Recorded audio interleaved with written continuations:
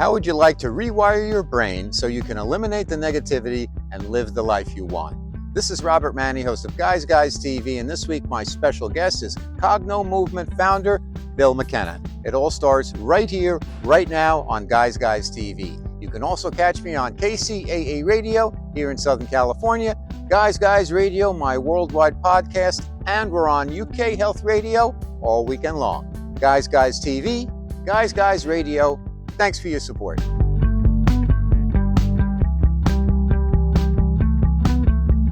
Okay, Guys Radio, it is the interview portion of our show. We have one of our favorite guests returning. It is Bill McKenna, the developer and founder of Cognomovement. He works with his partner Liz Larson on it, and Bill has been on the show many times. He's a friend, and I've also worked with him, and he's helped me overcome some obstacles, break through to create success, and also helped me rewire my brain using the Cognomovement system. Today, we're going to talk about something called cogno-consciousness. It's an offshoot of Cognomovement, and we're going to get into some nervous system issues. We're going to get into what ascension really means, and we're getting into how the subconscious can be accessed directly, quickly. Welcome back to Guys Radio, Bill McKenna. Oh, thank you. I'm so happy to be here again with you. On behalf of myself and Liz Larson, it is such an honor to be able to get this information out to your audience.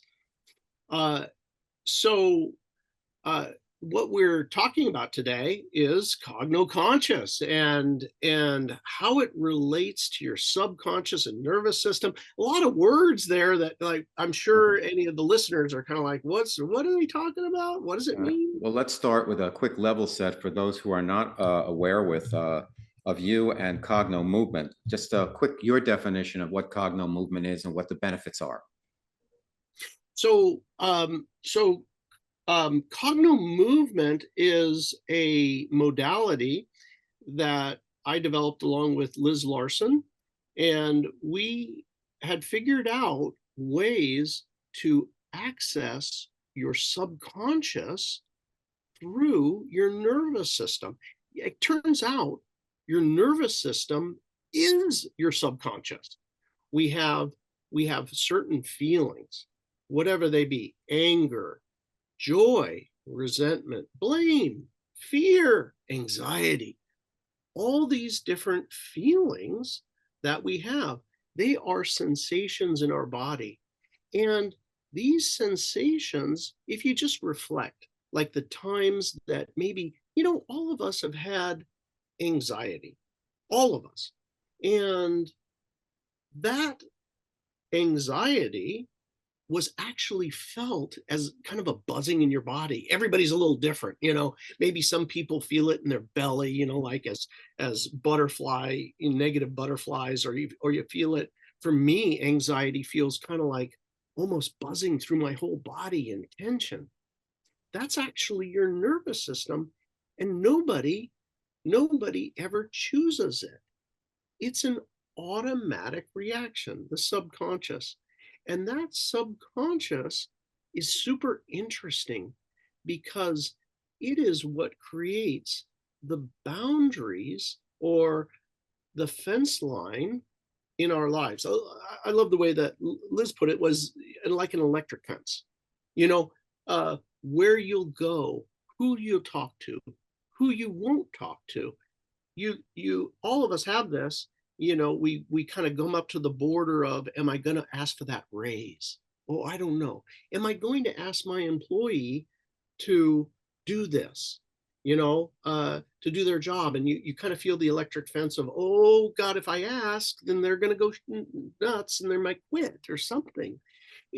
Whatever it might be, our nervous system creates the boundaries. We all know people we've met up with in our lives where, like, our fence line, our electric fence is not their electric fence. They're like, what do you mean, man? Just do it. Who cares? They don't have that. They've got it somewhere else, but they don't have the one that we have. So it's personal, and it is the actual nervous system that creates this. How does the nervous system do that? How did you come across this, come upon this kind of insight? So actually, this information, right? We stand on the shoulders of giants. This is way, way, way before us. It's been written about in all kinds of books. Uh, there's people who understood that your nervous system is actually creating your feelings, and um, they're all of these different kind of uh, scientists and different people that we know of out there had influenced the work. Dr. Norman Deutsch heavily influenced our work through Liz's research. And what we recognized is that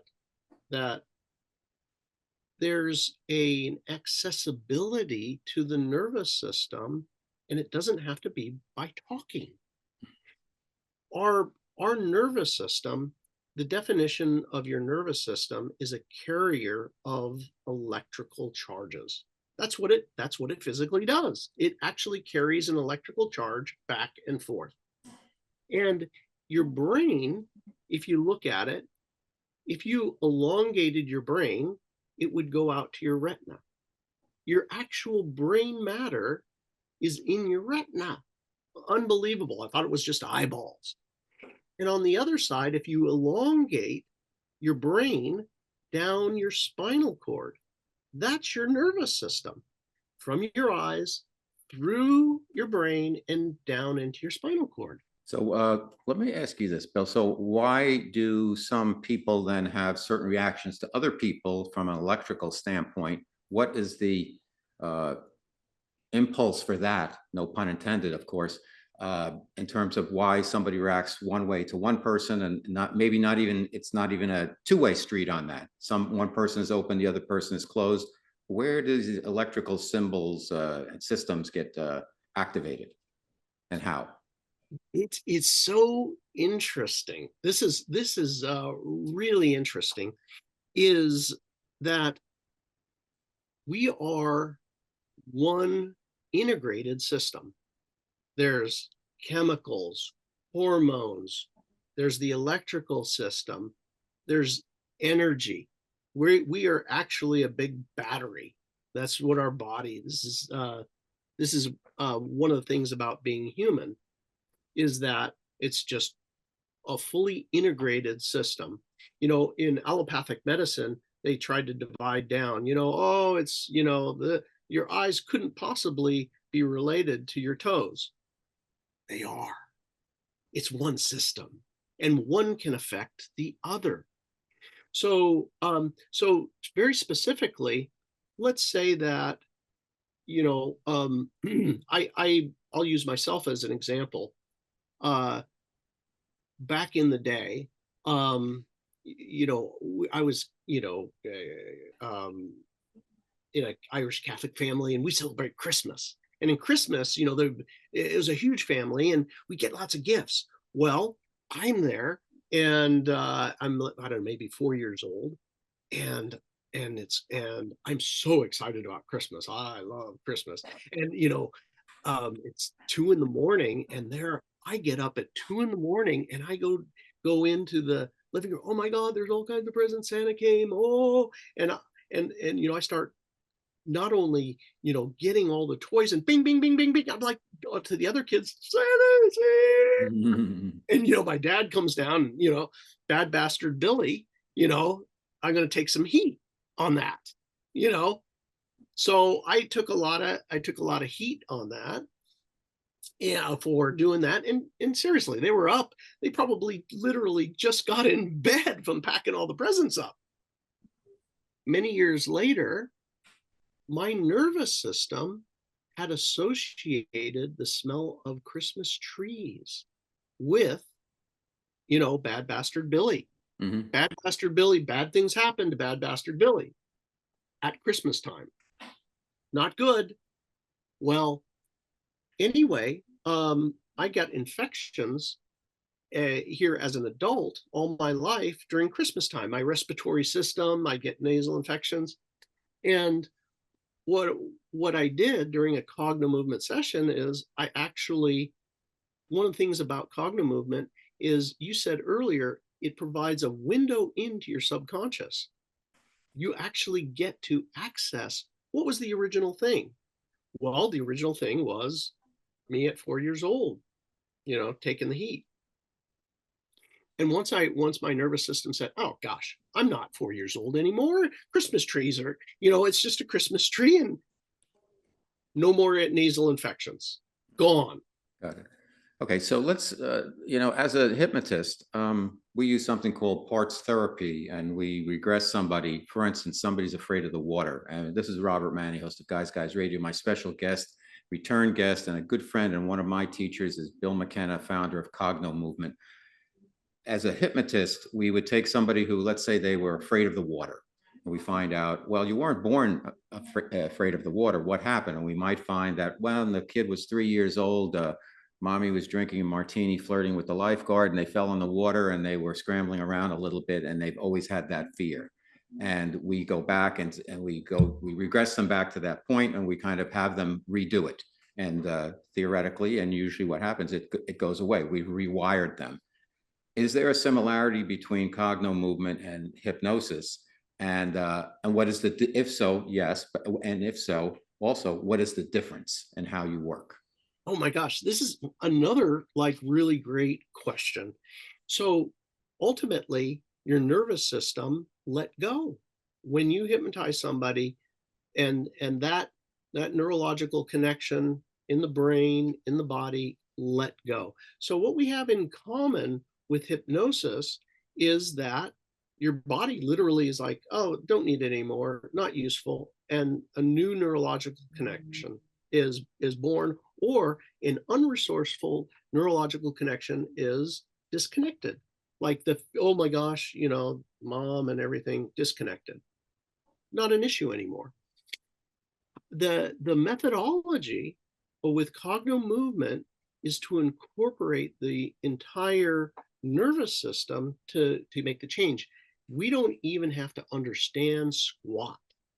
Literally, when you move your eyes in certain directions, when you move your body in certain ways, while you feel how you feel, let's say, I feel my shame, my guilt, my resentment, my blame. What'll happen is you'll actually physically feel that tension in your eyes, or spasm in your body, or a variety of just strange sensations, and it basically resolves. I didn't have to come to some realization about it. It literally, my nervous system can't hold on to it anymore, and it, poof, it goes. Okay. Let's talk about the eyes a little bit, because that's a big difference between traditional hypnosis and Cognomovement. I know when we work together, Bill uses very frequently uses a soccer ball, and the use of the eyes is important, where he'll to have you look at certain colors. I want you to explain that a little bit while you're doing the process. And also a lot of like looking around in a circular motion with your eyes. And when you find an area that you don't want to look at, that's an area where there is a blockage. So talk to us about that connection between the eyes and how you kind of do your rewiring that way. So what happens is, the eyes are the only visible part of the brain.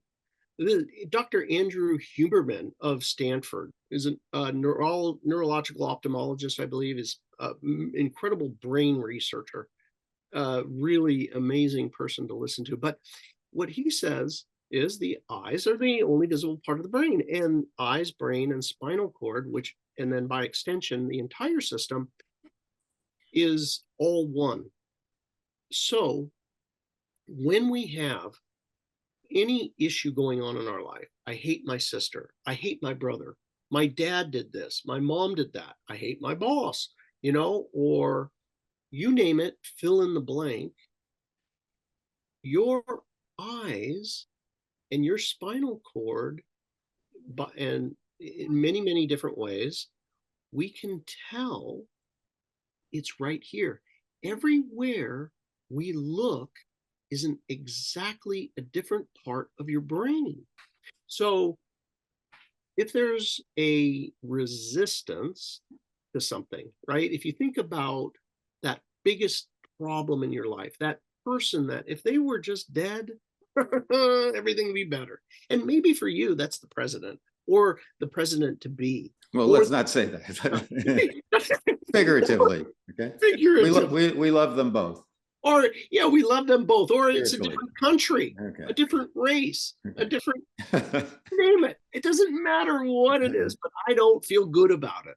Okay. Whatever that is, or maybe it's me. Maybe me I don't feel good about.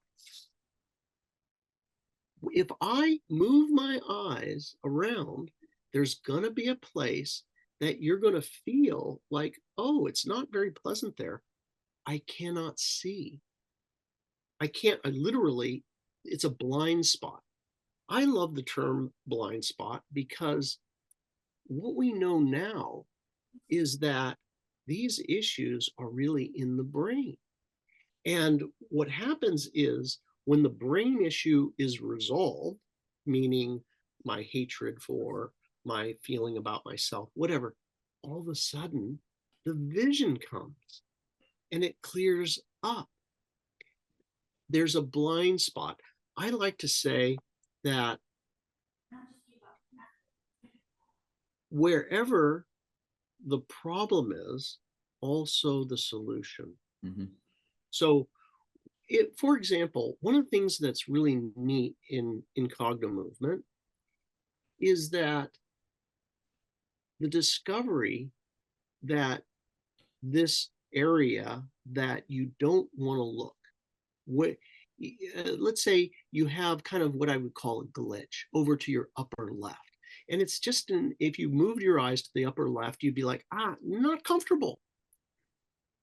Because the solution in our life, neurologically, that information or that connection in our brain has not been made yet, or needs to be disconnected because it's unresourceful, and it's right there in that position. Because it's uncomfortable, we'll never look there. If I'm talking to you and I look over to the upper left and I'm there looking to the upper left, it's like a hot plate. You would spend less than a second in the upper left. You'll never access the information or the neurological circuit that's going to resolve this issue because your eyeballs are not willing to go over there voluntarily. Okay. And that's hopefully that is understandable. Oh, very good. So for the individuals, everybody, our audience listening and watching the show, what are some, I know you can work with Bill or Liz or there's many practitioners, you can take training and learn Cognomovement. But for those folks who want to just test something out on their own, what can they do?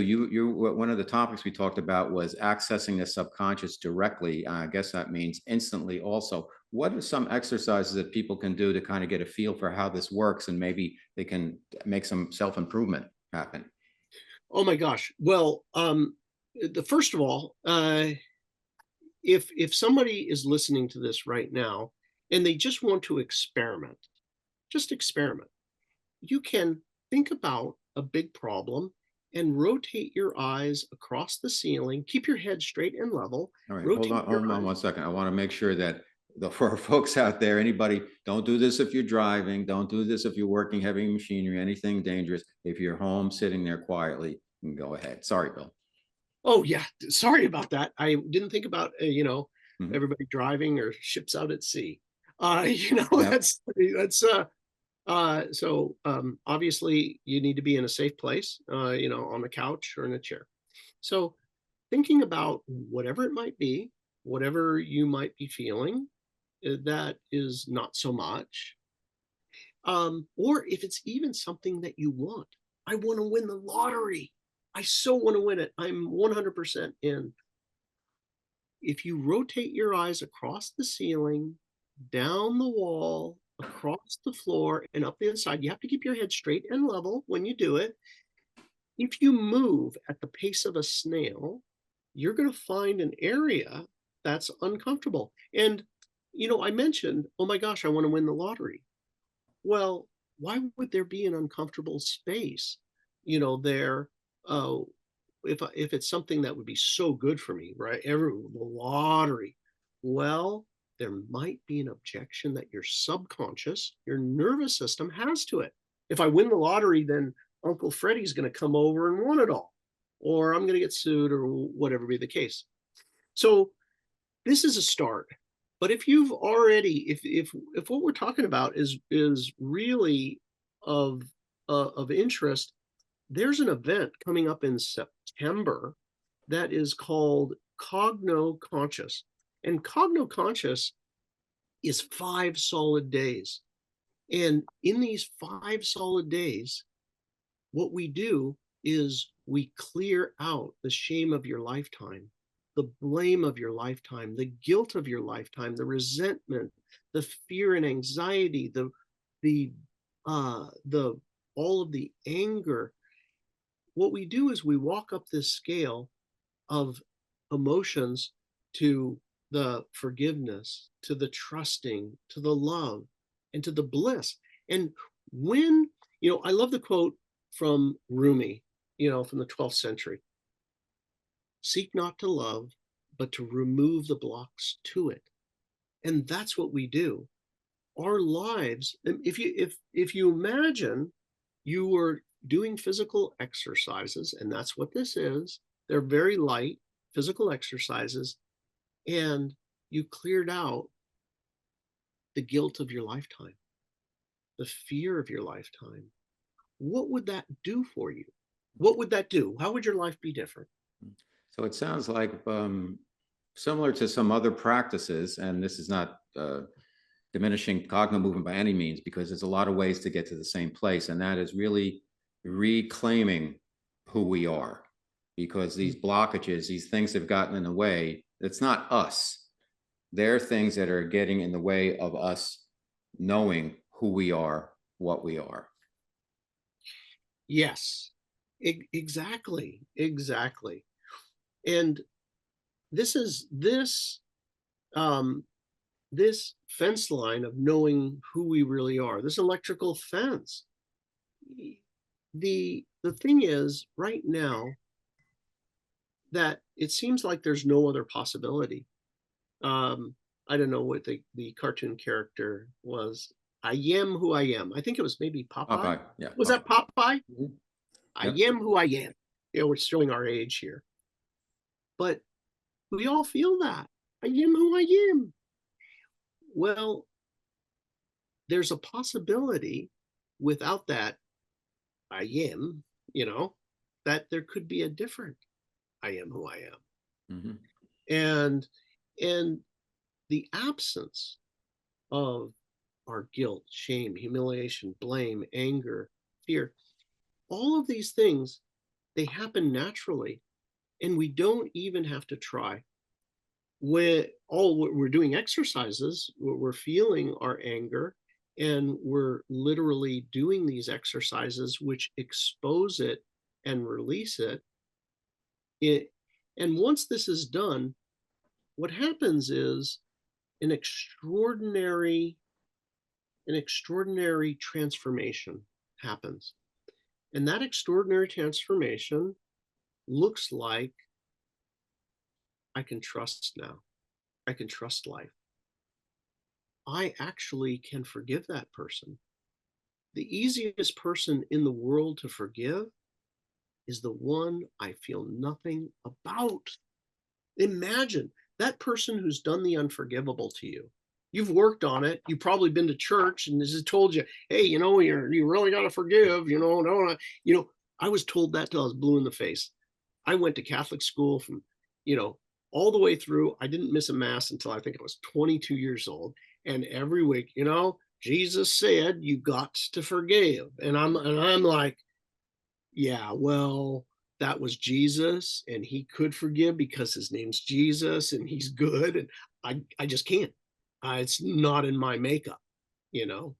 And that that that actually changed, What changed for you? So you had you had a successful career in the tech business, and you had a spiritual kind of awakening, and now here you are, probably a decade later, leading Cognomovement with Liz. So what happened, and how do you feel now versus how you feel then, and is it directly related to your quote unquote awakening? um good question. Well, I'll answer the simple question first. Is 100%. I feel different than I did prior to the awakening. um and I will say that um how I feel now is that uh, I see things differently. When I prior to the awakening, I saw it in my best interest to hold other people accountable.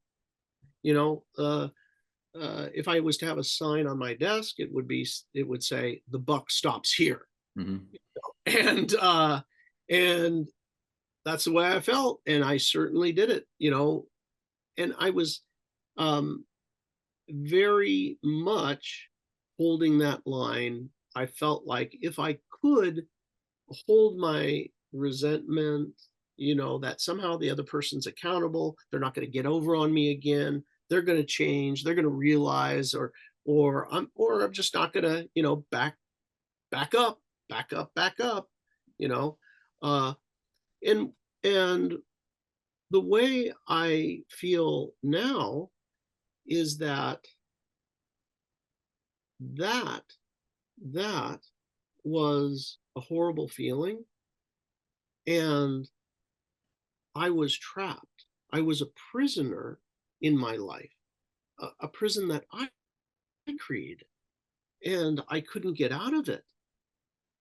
And what I feel now is like, of course I forgive you. Right. So when I when mean, you had when you it's go ahead, go ahead. Oh, it's in my interest. I guess what I'm saying is it's good for me to let all of those negative feelings go and to actually love the other person because it's good for me. My life goes better. And I didn't understand these different levels of consciousness and the jujube that goes along with it. I understood that anger and resentment was good for me because it backs everybody up. And now I understand that love and forgiveness is good for me because all of my life, my body and my relationships and everything go better. It's more profitable. Mm-hmm. But that's in a nutshell. Obviously, these are layers of the onions, and Cognomovement has really facilitated being able to uh, maintain and continue evolving. Mm-hmm. So for the average person, I think many people kind of have felt the same way that you have. And what happened when, if you don't have to get into too many personal details, but what physically has occurred that allowed you to kind of shift? And I mean, did you have your Kundalini energy move up your spine? Did your crown open for downloads on a regular basis? Did your third eye open up? Did what have you felt physically? What happened to you that helped usher in these changes? Because you made a shift from one, who you were to who you are now. It's the same person, but it's a different angle, if you will, in terms of how you're experiencing life. Yeah, well, I don't think anybody's ever asked me that question before. It's uh, from a physical standpoint, um, I didn't know any of these terms that you just talked about. My world was, yachts, Sales, right? Tech, helicopters, sales, go get it, right? sales, go get, I had very few subjects. Mhm. They were mostly around uh, getting physical pleasure of some kind, or money or something like that. But um, I had a very abrupt physical thing that happened, which was the top of my head. Later on, I got to understand that it was your crown chakra, and when I began the process of forgiving, this opened up inadvertently. I wasn't prepared for it, didn't know anything about it, and when that happened, there's a saying: when the student's ready, master appears, and I had a lot of them appear. Amazingly enough, real life, holy cow! I didn't know that was possible type of people. So um, they helped me, and I studied a lot of different things, and then eventually, uh, what happened is that another thing, which was this commonly known in the West is and East is Kundalini, that began its process, which it's kind of a very physical thing. You physically can feel it at the base of your spine, and then you can physically feel these sensations as it moves up and through your body. It's an evolutionary force. We all have it, and most of us is literally just asleep. And then what happens is, through many different methods, it could happen from an awakening, it could happen from an accident. um, People have had it where they're reading a book and they read one line in the book and boom, the thing kicks off. And it's amazing because not only is it neurological and physical and chemical, but there's this psycho-spiritual aspect to it as well. It's one of these things that if you look in, it's right in front of us.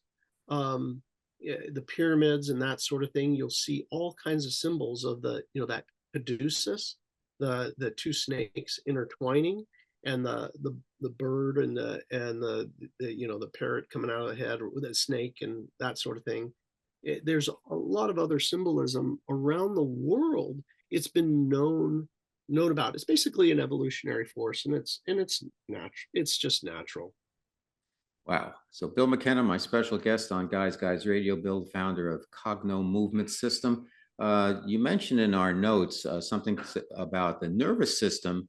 I found this fascinating, and maybe you can elaborate on it. How the nervous system is a time traveler, past, future, and consciousness bring it into the present, bring somebody into the present. What does that mean? How does that work? Ah, gosh, you know what? This is super interesting. So your nervous system, and everybody, you can relate to this in your daily life. Our nervous system draws us into the past. It draws us into the future. In the past, I'm going to use myself as an example. I I found myself drawn into the past for decades. Like, I went to college at Marymount Palos Verdes College in Los Angeles, and I said, there's only one bad thing about going to that college. This, you spend the next 40 years wishing you could go back. That's fantastic. But you're not here and now. Or, the nervous system is working as a feeling. We get, I'll be happy when, when I'm going to be happy? When I get that house, that car, that boyfriend, that girlfriend, this fixed, that fixed. Things that are right around my house that are drawing my attention. I'm going to be happy then. Or what I'll be happy in? I hear this all the time. I'll happy when they say I'm sorry. When they freaking change. When they give me my due. Then I'm good. Well, others in the future our nervous system's constantly pulling us. So the second part of that question you asked was around cogno-conscious. Well, this cogno-conscious is just eloquently designed, because if you think about it, there's a feeling, whatever it is, a desire, a fear, an anger, whatever that is, that's in this, what they call levels of consciousness, or understandings that you've come to thus far in your life. Everybody knows, the millennials, those poor people, as in mass, are in anxiety. That's something from the future or the past. This anxiety they feel, and it is drawing them out of the present moment. So imagine if my fear was simply not there. Could I be more present with you now? Could I be more present in my life? If my anger, my blame, all these different levels of consciousness, understandings, if they literally were absent, what happens is you get drawn into the now. And enlightenment, Eckhart Tolle talks about the gateway to enlightenment is through the now. So if we find ourselves either in the past or future, knowing that that's not really available to me, a better life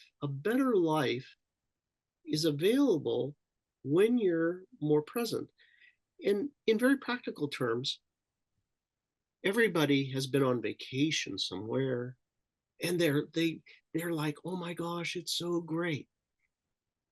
You were there in the moment. You were tasting that carne asada. You were sipping that tropical drink, and you were there. You noticed things, you smelled it, you were in the moment. That moment is a little window in for us as an enticement. That's how it is, being here now. And our advancement can naturally emerge that way. So when people are overcoming some of these things that are holding them back, is it more of a severing of these things, or is it more of a processing? You're talking about, the time really, it's not linear, that everything's all about, it's all happening at once, everything's now. So do we cut away these things that have been put in our path, or do we process through them, or a little bit of both? I'm going to go with both, because that's what I see. What I see is, for some people, literally, the unresourceful neurological circuit is pruned, simply pruned, and they can't feel it, literally pruned. And for other people, there's a realization that comes about, like myself in the Christmas tree. Christmas tree. I'm not Bad Bastard Billy anymore, and I'm not 4 years old anymore. So one last thing, Bill, you had mentioned and taught me a technique where kind of everything that we want, since we're talking about the special times that people want to relive and recreate, if you will, and bring into the now, where it's all out there in the field and it's up to us to kind of access it. Could you give folks some tips in terms of how they can kind of grab the things they want that are already in existence? It's just up to us to know how to claim them. Wow, you know what? That's a really interesting thing. So this discovery, all of us want things. You want the new car, you want the new house, you want the new boyfriend or girlfriend. There's some want, and that is part of the push to move forward in life. It's not bad. It's part of your evolutionary force. And the interesting thing is that there's an electromagnetic field not only inside you, but we now know scientifically it's outside of you as well. So I want to back this up with just a little bit of science here, because it sounds, if I Okay. don't, Tight on time, but go ahead. yeah, there's a device, magnetoencephalography. It is another alternative to an EEG. Everybody knows about the brain cap, and you can actually measure people's brain waves. This is actually utilized in many universities around the world, where the sensors are not attached to your head. They're out in space, and they can actually pick up your thought outside of your body as an electrical charge. And for all of us, and by the way, they can map it to your brain. But for all of us, we're constantly doing this. Oh, I want that new blah, blah, blah. Well, it creates a charge in your field. You can actually feel it with your hand. Where would it be for me, that new boyfriend, girlfriend car? And you can actually reach your hand out and feel it. You can feel it in the field. And there's a process that we've come up with that is called Cognoquantum. Once you've felt it in the field, it's too much to get into because it's a lot, but you can actually physically feel it. It feels like air jello. When you reach out with your hand to that part of the field, you can flip your hand upside down and feel it. And then you'll bring it in, but there is a process. Okay. There is a process called Cognoquantum. Fantastic. Bill And McKenna, we're doing that. my friend, my teacher, and the founder of Cognomovement, working with Liz Larson. Thank you so much for being back on the show. Let's do it again soon. It's great to see you, and thank you.